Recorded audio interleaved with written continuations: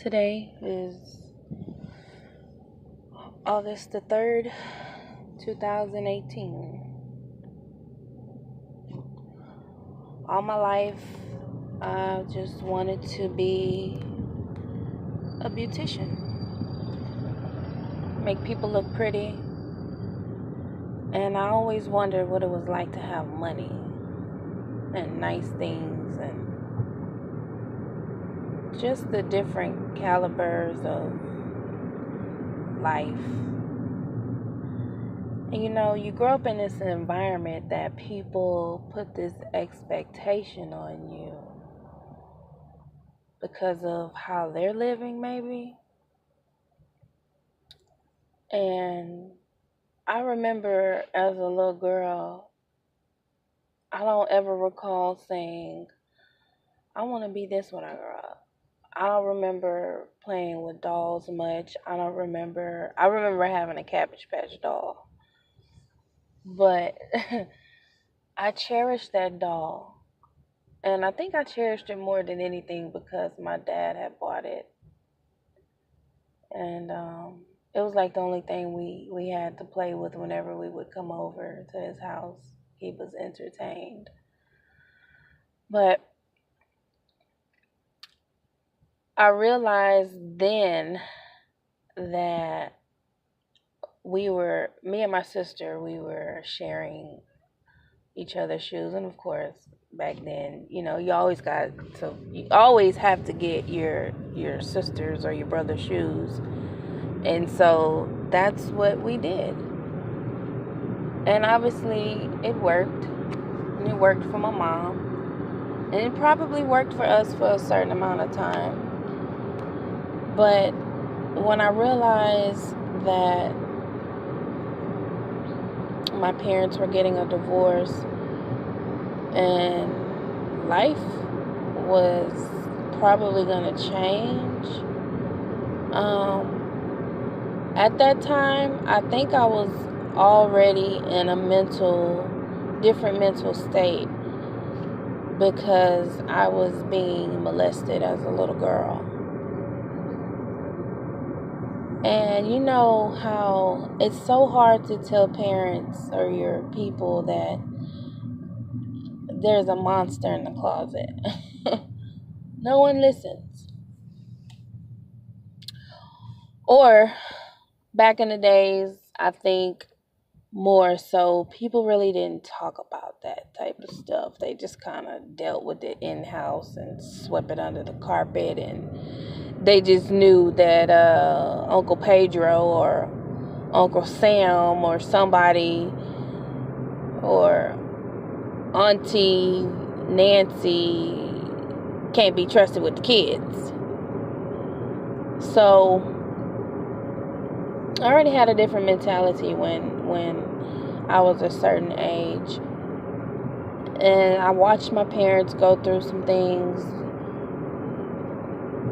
I didn't know what struggle was until actually I hit maybe, I don't even think I was a teenager yet.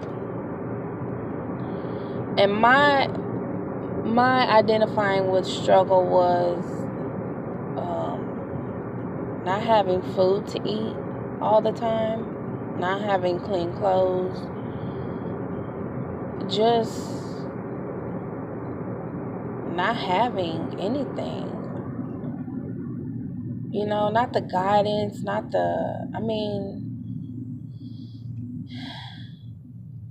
all of that was misplaced at an early age for me. And I decided a long time ago that I was going to fight. And my first fight was with the person that gave me birth. And believe it or not, I felt like that was my way out. And it was with the person that gave birth to me. I don't know if I said that right earlier, but you guys get it. And it was my fight was with her.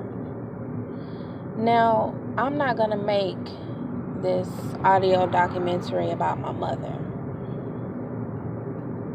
But the things that my parents did or may have not done, I don't fault them for how I have turned out or for any decisions that I've ever made, or I don't do any of that. I try to reward myself at times with the fact that I came out pretty decent for a female. And I decided that I was going to motivate people because I didn't have anybody motivating me back then.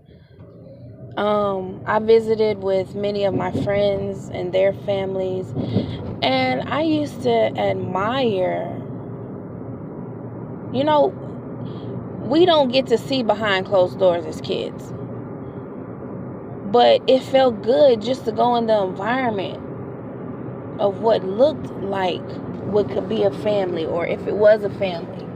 In my eyes, it was. But overall, my mental state of mind changed at an early age. And anybody that knows me knows a little bit of my story and my family. And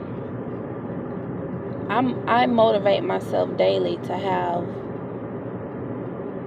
things in life, because nobody's not going to give you nothing. And see, one thing that I learned is that you got to work for it. You got to work for everything that you want. And because we don't work as hard as it looks, get what I'm saying? We don't work as hard as it looks.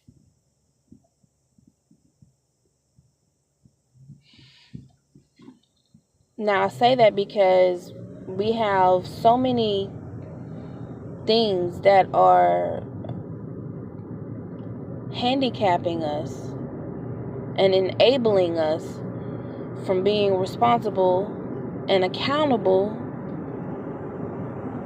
for what we have in our lives.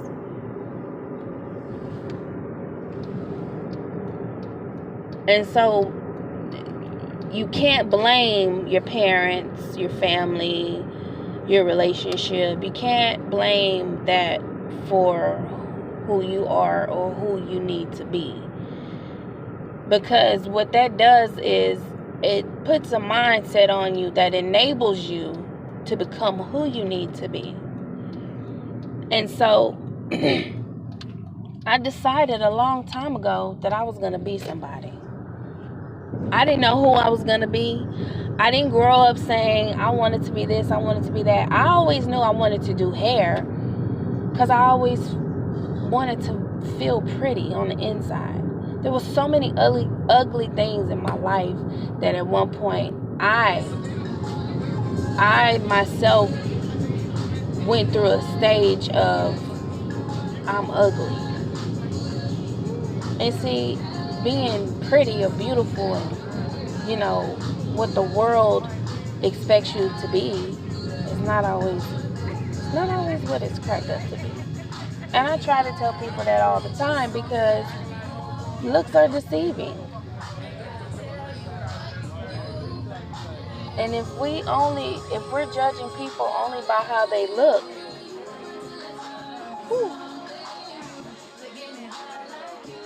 I think we all have to reevaluate what we're doing then. Because here's the deal. If we're judging people off of what we see, then what is the point of us working on the inside and becoming and fulfilling your full potential of being happy? See, it's like a light bulb that goes off on the inside that allows you to be and feel happy. And then it's like now you have this glow that is now coming from the inside of you. But you'll only get there unless or if you present yourself with holding yourself accountable for who you want to be. Now, no one ever said it was going to be easy. Let's get that understood for one. No one ever said it was going to be easy. But I'll tell you this. When we can accept who we need to be for ourselves, then we start holding ourselves accountable. Because look at this real quick.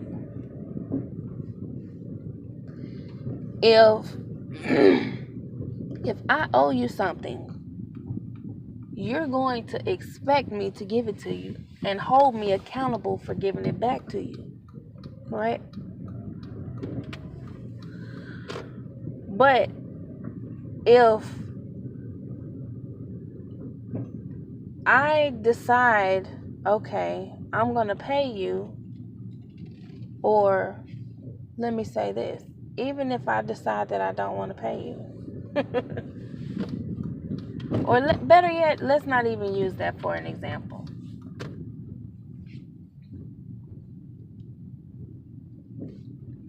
I'm holding you accountable for paying me back. So that's why it becomes a different level, because now I'm holding you accountable for something. And in return, I know that you're holding me accountable. So I'm comfortable with knowing that you're holding me accountable. Now, this is with somebody else, right? I know that you're holding me accountable. Check this out. I know you're holding me accountable, right? So because I know that you're holding me accountable, and this is dealing with somebody else, why is it that we lose who we are when it's with ourselves? Why don't we hold ourselves with the same accountability that we do others? Please press button for a ticket.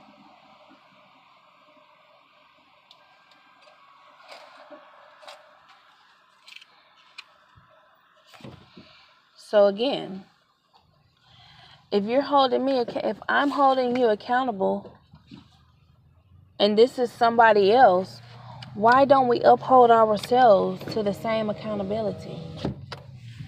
Then we get lost. We get lost. We get lost with other people in our lives or doing other things in our lives. So we hold them accountable, and then we get mad at them when they can't produce. Well, check this out. How come we don't do that with ourselves? We don't push ourselves to be accountable for being happy, for following through with our goals, for attempting to do this or attempting to do that. We don't do that. So we end up in this rut of depression and this state of mind that only God knows who can get us out of it. But why? When all it takes is for us to just hold ourselves accountable for everything in our own lives. No matter where you come from, No matter where you're going, no matter what you've been through, obviously you've come through it for a reason. Obviously you've survived it for a reason. Obviously you have reached the capacity of survival, and you are no longer surviving, you are now living. And because you are living, you are accountable for your own life. Nobody else. So don't be mad when things don't work in your way. You are accountable for you. And until you uphold you accountable for anything in your own life, you will not see results of a better way. Excuse me. You will never see the different results until you start holding yourself accountable.